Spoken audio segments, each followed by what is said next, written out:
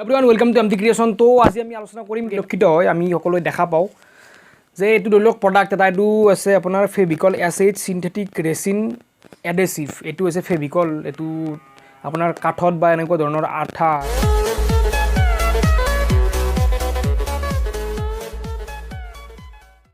তো আৰু মোৰ আৰু কেইটামান প্ৰডাক্ট আছে। এইটো আপোনালোকে দেখিছে নিয়াৰ নেচাৰেল এইটো হেয়াৰ অইল আছে। এইটো এটা আছে স্মল কোৱান্টিটি, এইটো এটা তাতকৈ এটা ডাঙৰ কোৱান্টিটি।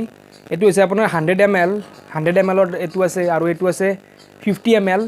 আৰু যিটো মোৰ ফেভিকুইক আছে, ফেভিকুইকটোত আছে এইটোত 250 গ্ৰাম আছে। তো তিনিটাই ডিফাৰেণ্ট প্ৰডাক্ট, তিনিটা আমি ডিফাৰেণ্ট প্ৰডাক্ট, ডিফাৰেণ্ট কোৱান্টিটিৰ প্ৰডাক্ট আছে।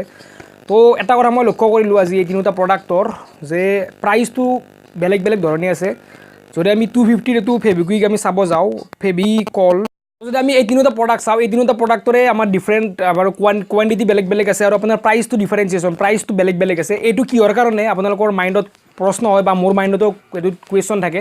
এইটো আপোনাৰ গম পাব, যিবিলাক মাৰ্কেট ষ্ট্ৰেটেজিক আছে, মাৰ্কেট এনালাইজাৰ আছে, তেখেতসকলে গম পাব। এইটো আমি যিখিনি মই ভাবিছোঁ যে প্ৰাইচটো ডিফাৰেঞ্চিয়েশ্যন কেনেদৰে হয় তাৰ ওপৰত মই আপোনালোকৰ লগত আলোচনা কৰিম। তো আপোনালোকৰ মতামত মোৰ কমেণ্টত জনাব পাৰে, আপোনালোকে কি ভাবে যে এটা স্মল কোৱান্টিটিৰ এইটো ধৰি লওক 50 ml আছে, এইটো 50 ml প্ৰাইচ দিয়া আছে নিয়াৰ নেচাৰেলৰ 23 ৰুপিজ দিয়া আছে।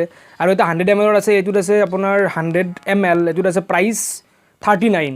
তে আপোনালোকে ডিফাৰেঞ্চটো লক্ষ্য কৰক, 50 ml এইটো 23 দিয়া আছে আৰু 100 ml দিয়া আছে 39। আৰু এইটোৰ হিচাপত 50 ml এইটো হ'ব লাগে, এইটো 23 + 23 46 হ'ব লাগে, কিন্তু এইটো প্ৰাইচ 39 দিয়া আছে। প্ৰায় এইটোত 7 টকা কম আছে।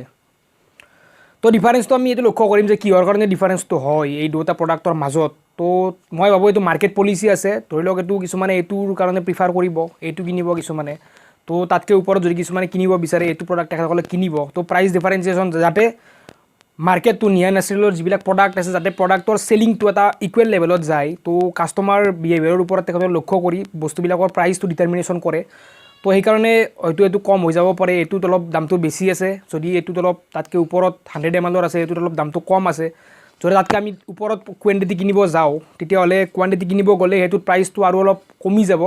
তো এইটো এটা ডিফাৰেঞ্চ আছে মাৰ্কেটত যিবিলাক প্ৰডাক্ট আপোনালোকে লক্ষ্য কৰে বিভিন্ন ধৰণৰ প্ৰডাক্টত আপোনালোকৰ চাব গ'লে স্মল কোৱান্টিটিৰ যিবিলাক প্ৰডাক্ট আছে সেইবিলাকৰ প্ৰাইচটো অলপ হায়াৰ লেভেল থাকে, আৰু তাতকৈ ওপৰৰ যিটো কোৱান্টিটি আছে সেইটোত অলপ প্ৰাইচটো তাতকৈ অলপ কমি যায়।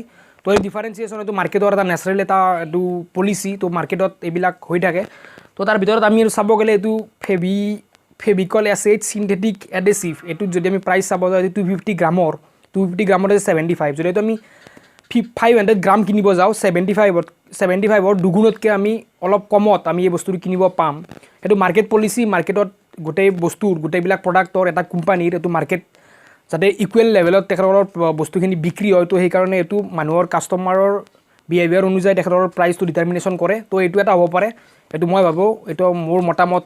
তো আপোনালোকে জনাব কেনেকুৱা ধৰণৰ প্ৰাইচটো ডিটাৰমিনেশ্যন হয় এইবিলাক প্ৰডাক্টৰ, যে স্মল কোৱান্টিটি প্ৰাইচটো কমি থাকে আৰু তাতকৈ অলপ ওপৰৰ কোৱান্টিটি যদি আমি কিনিব যাওঁ প্ৰাইচটো অলপ তাতকৈ কমি যায়, স্মল কোৱান্টিটিত অলপ প্ৰাইচটো বেছি থাকে। তো আমি এই আলোচনা কৰিলোঁ এই তিনিটা প্ৰডাক্টৰ ওপৰত। তো আপোনালোকে লক্ষ্য কৰিব প্ৰডাক্টবিলাক যিমানে আপোনালোকৰ স্মল কোৱান্টিটিৰ প্ৰডাক্ট আছে সেইবিলাক প্ৰাইচটো অলপ হায়াৰ লেভেল থাকে তাতকৈ ওপৰৰ কোৱান্টিটিৰ প্ৰডাক্টবিলাকতকৈ। তো থেংক ইউ ভেৰি মাছ। আজিৰ ভিডিঅ'ত আমি আলোচনা কৰিলোঁ এই তিনিটা প্ৰডাক্টৰ এটা প্ৰাইচ ডিটাৰমিনেশ্যনৰ ওপৰত। তো আপোনালোকে লক্ষ্য কৰিব আপোনালোকৰ যিবিলাক প্ৰডাক্ট আছে, তো যিবিলাক স্মল কোৱান্টিটিৰ প্ৰডাক্ট আছে সেইবোৰৰ প্ৰাইচটো অলপ হায়াৰ লেভেল থাকে এটা লাৰ্জাৰ কোৱান্টিটিৰ প্ৰডাক্টতকৈ।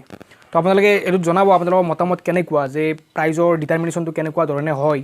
তো মোৰ মতামত মই জনালোঁ এনেকুৱা ধৰণে। মোৰো এটা কনফিউজন আছে যে প্ৰাইচটো কিয় এনেকুৱা হয়, তো মই এটা মতামত উল্লেখ কৰিলোঁ। তো থেংক ইউ ভেৰি মাছ। আজি ভিডিঅ' এইখিনি আছিল। ভিডিঅ' চোৱাৰ বাবে ধন্যবাদ জনাইছোঁ।